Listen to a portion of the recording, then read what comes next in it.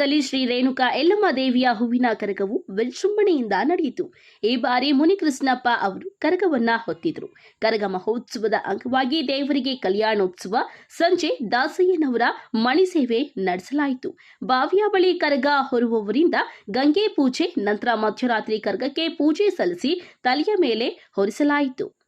ಮುಂದೆ ಕತ್ತಿ ಹಿಡಿದ ವೀರಕುಮಾರರು ಹಿಂದೆ ಕುಣಿಯುತ್ತಾ ಕರಗ ರಾತ್ರಿಯಿಡೀ ಊರೆಲ್ಲ ಸಂಚರಿಸಿತು.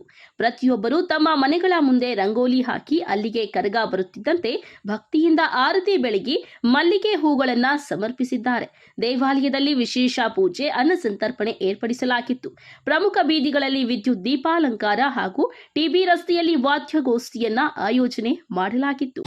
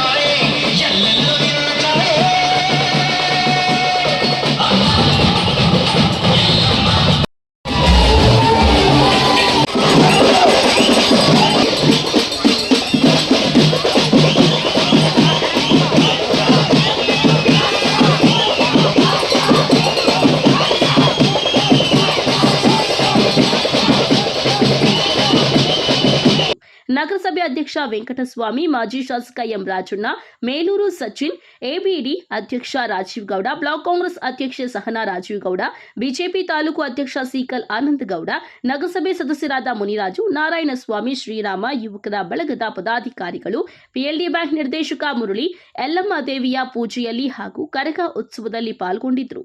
ತಮೀಂ ಪಾಷಾ, ಎಂಎಂಟಿವಿ ನ್ಯೂಸ್, ಶಿಡ್ಲಘಟ್ಟ.